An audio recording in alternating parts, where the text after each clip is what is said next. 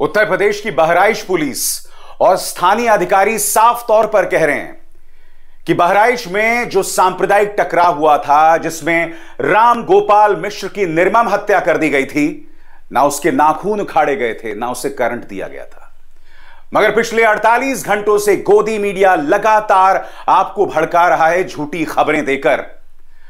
दोस्तों, मुझे बहुत दुख होता है, तिहाड़ जेल में जो व्यक्ति पत्रकारिता का नाम रोशन कर चुका है, उसे अपने मंच पर जगह देना, मगर उसका झूठ आपको बतलाना बहुत जरूरी है। देखिए किस तरह से यह अपने मंच पर झूठ बोल रहा है, भड़काऊ कार्यक्रम कर रहा है कि राम गोपाल मिश्र को करंट दिया गया, उसके नाखून उखाड़े गए, जबकि पोस्टमार्टम रिपोर्ट साफ तौर पर कह रही है ऐसा कुछ नहीं हुआ है। और सबसे दुख की बात जानते हैं क्या है? यह व्यक्ति पोस्टमार्टम रिपोर्ट का ही हवाला दे रहा है। किस तरह से आपको झूठ कहा जा रहा है, कितनी शॉकिंग बात है। सबसे पहले सुनिए यह व्यक्ति कह क्या रहा है, क्योंकि महज इस व्यक्ति का सवाल नहीं है, लगभग सभी न्यूज चैनल्स ने यह झूठ आपके सामने परोसा कि राम गोपाल मिश्र की निर्मम हत्या की गई। हत्या हुई है, दो राय नहीं है, कई लोग गिरफ्तार भी किए गए हैं और दोषियों को सजा भी मिलनी चाहिए। मेरी पूरी सहानुभूति राम गोपाल मिश्र और उनके परिवार के साथ है, जो मैं बार बार अपने मंच पर कहता रहा हूं, मगर एक घटना को लेकर लगातार झूठ बोलना।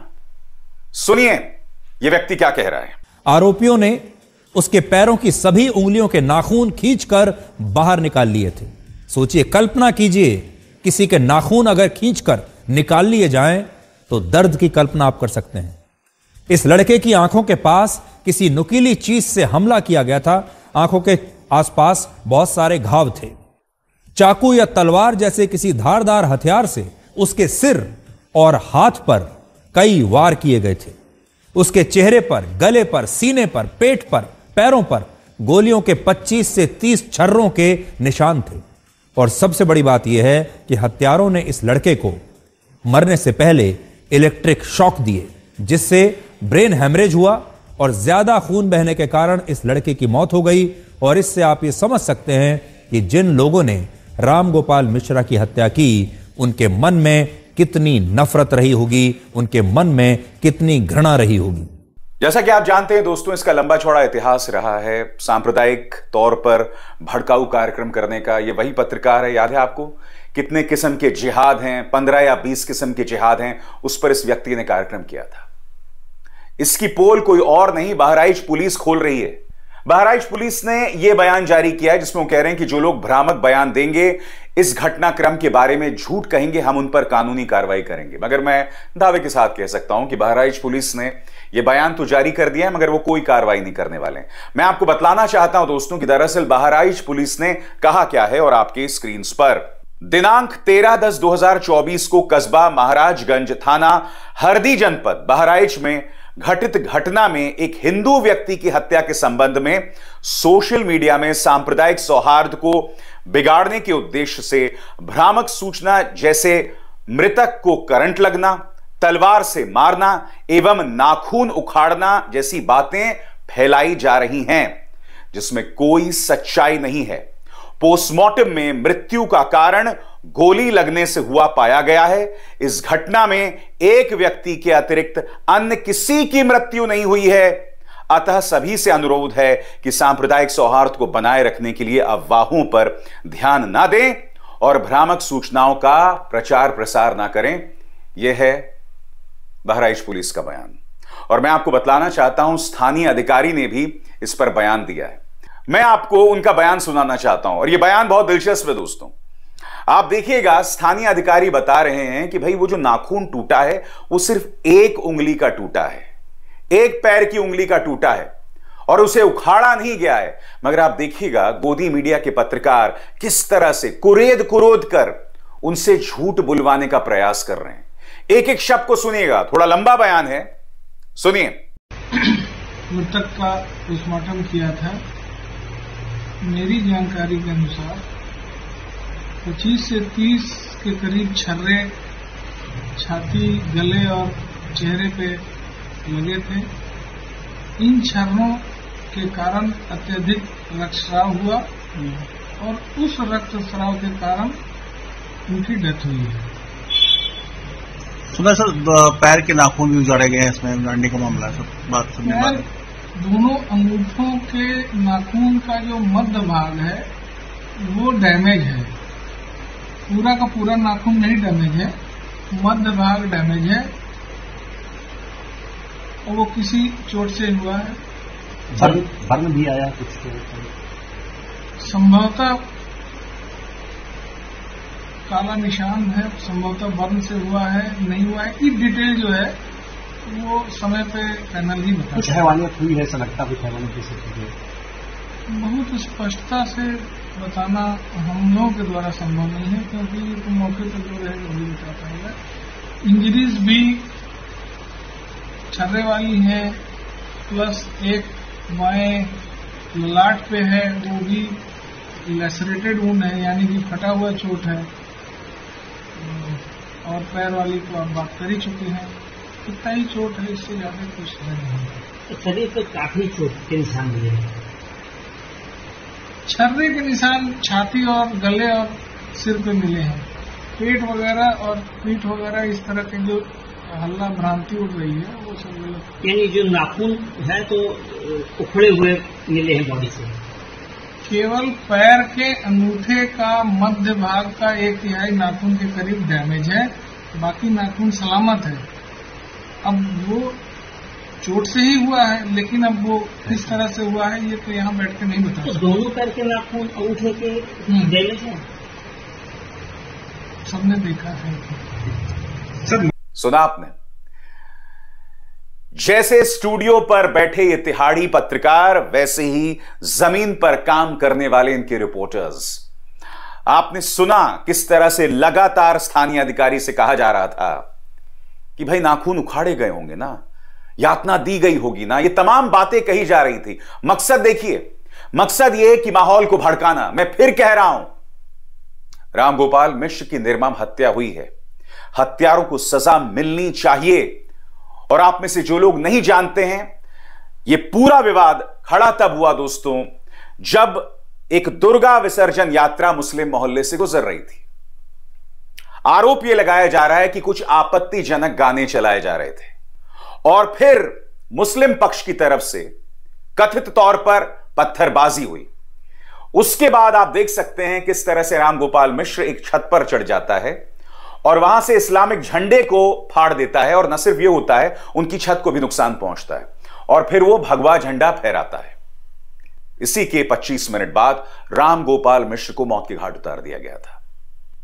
मैं आपको याद दिलाना चाहूंगा, बाराबंकी का भी एक वीडियो सामने उभर कर आया था। एक मस्जिद के सामने एक धार्मिक यात्रा जो है वो खड़ी हो जाती है। खबर यह आ रही है कि वहां पर मस्जिद के अंदर चप्पल फेंकी गई और बात वहां नहीं रुकी। जैसा कि आप इस वीडियो में देख सकते हैं दोस्तों, बाकायदा डीजे गाना चला रहा है, मां की गाली देने वाला गाना, और वो गाना मैं आपको सुना भी नहीं सकता हूं दोस्तों। कहने का अर्थ साफ है, आप हमारी श्रद्धेय दुर्गा जी, दुर्गा माता का एक धार्मिक जुलूस निकालते हैं और उस धार्मिक जुलूस में मां बहन की गालियों वाले गाने चलाए जाते हैं। यह सब हो रहा है दोस्तों धार्मिक आयोजनों के नाम पर। मैं फिर आपसे पूछना चाहता हूं, एक मस्जिद के सामने गंदी गंदी गालियां देकर आप मस्जिद का अपमान कहां कर रहे हैं?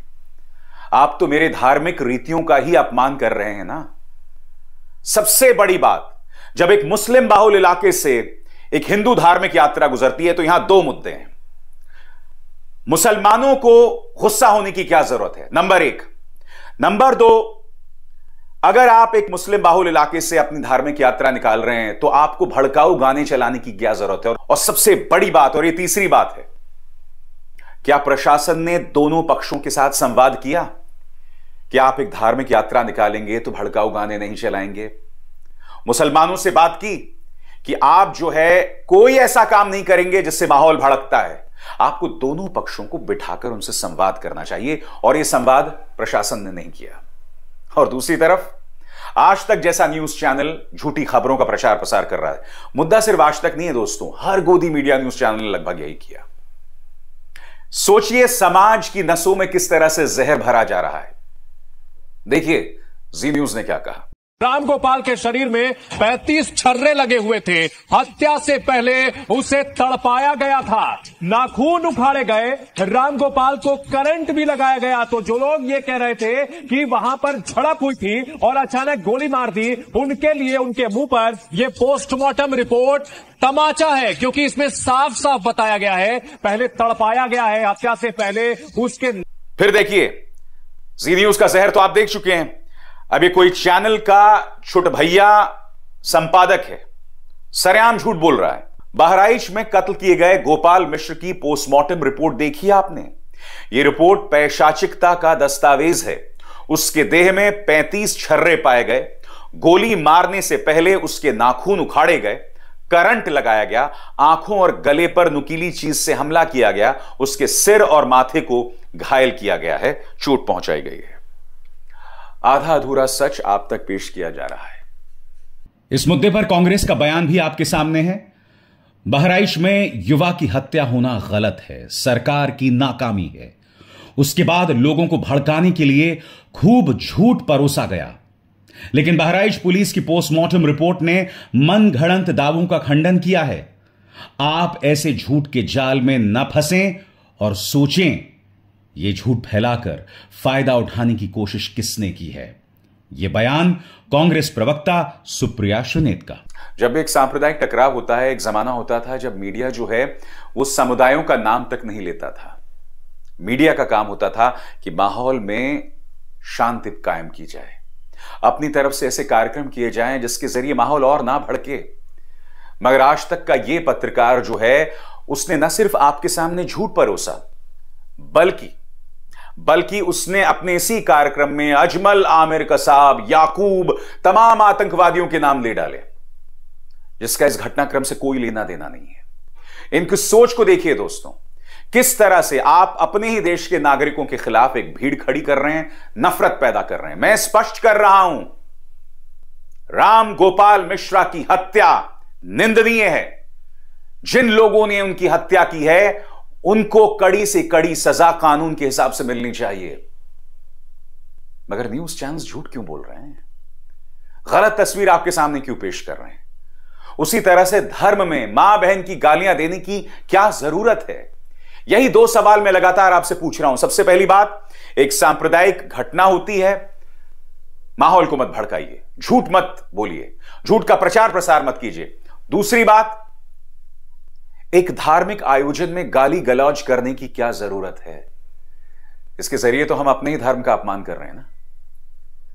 क्या आपको अब भी मेरी बातों का बुरा लग रहा है? ठंडे दिमाग से सोचिए, मैं जो कह रहा हूं आपके हित की बात कह रहा हूं, क्योंकि एक राजनीतिक विचारधारा बदस्तूर काम कर रही है और उसका मकसद है कि आपको भड़काकर, आपको डराकर, हमेशा आपको इनसिक्योर रखा जाए। यानी 24 घंटे आपके मन में यह डर है कि मेरे घर में मुसलमान घुस जाएगा, मुगल आ जाएगा। हमेशा आपको इस तरह से डरा कर रखा जाएगा, और किया भी यही जा रहा है हर तरफ। क्योंकि चुनाव जो जीतने हैं ना, उनको तो चुनाव जीतने, आप अपने बारे में सोचिए ना। आपका बच्चा एक मुसलमान के घर के छत पर चढ़कर अपनी जान को इस तरह से गंवा देता है, ऐसी ढेरों मिसालें हैं। और उनका बच्चा, रवि किशन के बच्चे विदेशों में पढ़ते हैं। अनुराग ठाकुर जो भड़काऊ बयान देता है, उनके बच्चे विदेशों में पढ़ते हैं। निशिकांत दुबे का बच्चा विदेश में नौकरी करता है। शिवराज सिंह चौहान का बच्चा विदेश में पढ़ता है। भारतीय जनता पार्टी के तमाम नेता हैं, इनमें से कुछ ऐसे हैं जो भड़काऊ बयान देते हैं। इनके अपने बच्चे कभी भी ऐसे जुलूस में शामिल नहीं होते। मैं फिर आपसे पूछना चाहता हूं, राम गोपाल मिश्र, उम्र महज 22 साल, उसने अपनी जान गंवा दी। चंद महीनों पहले उसकी शादी हुई थी दोस्तों। क्या आप कल्पना कर सकते हैं कि अनुराग ठाकुर या वो जो कौन भाजपा का वाहियात प्रवक्ता है अजय आलोक, उनके बच्चे इस तरह से किसी की छत पर चढ़कर धार्मिक झंडे को फाड़ेंगे, दंगा करेंगे? मैं चुनौती देता हूं, अजय आलोक जैसा वाहियात प्रवक्ता अनर्गल बातें कर रहा है, मैं उसे चुनौती देता हूं, अपने बच्चों को भेजो ना ऐसे किसी जुलूस में। भाई, अगर हमारे बच्चे इन जुलूस में जाकर ये सब चीजें कर रहे हैं, तो तुम्हारे बच्चे घर में क्यों बैठे हुए हैं? ये जो भाजपा का प्रवक्ता है अजय आलोक, इनके तो बच्चे भी भारतीय नागरिक नहीं हैं। ये अमेरिकी नागरिक हैं, यानी कि नौकरी करने भी ये अमेरिका चले जाएंगे। इनके पास पूरी आजादी है, इन्हें कोई वीजा की जरूरत नहीं है, इन्हें कोई वर्क परमिट की जरूरत नहीं है जो विदेशों में काम करने के लिए आपको जरूरत पड़ती है। इन्होंने देखा आर्थिक हालात बद से बदतर हो रहे हैं, उन्होंने देश को छोड़ना है और अमेरिका में जाके बस जाना है। और आप लोग दंगे की आग में जलते रहेंगे, अपना भविष्य बर्बाद करते रहेंगे, अपने परिवार को बर्बाद करते रहेंगे, अपने बच्चों को बर्बाद करते रहेंगे। और मैं आपके साथ खड़ा हूं, मैं कहीं नहीं भागने वाला हूं, क्योंकि मुझे चिंता आपके बच्चों की आपकी है और अपने बच्चों की चिंता है, उनके भविष्य की चिंता है। मैं उम्मीद करता हूं ये भारत, इसका माहौल बेहतर किया जाएगा, हालात को बद से बदतर नहीं किए जाएंगे। अविसार शर्मा को दीजिए इजाजत। नमस्कार। स्वतंत्र और आजाद पत्रकारिता का समर्थन कीजिए, सच में मेरा साथी बनिए। बहुत आसान है दोस्तों, इस ज्वाइन बटन को दबाइए और आपके सामने आएंगे ये 3 विकल्प, इनमें से एक चुनिए और सच के इस सफर में मेरा साथी बनिए।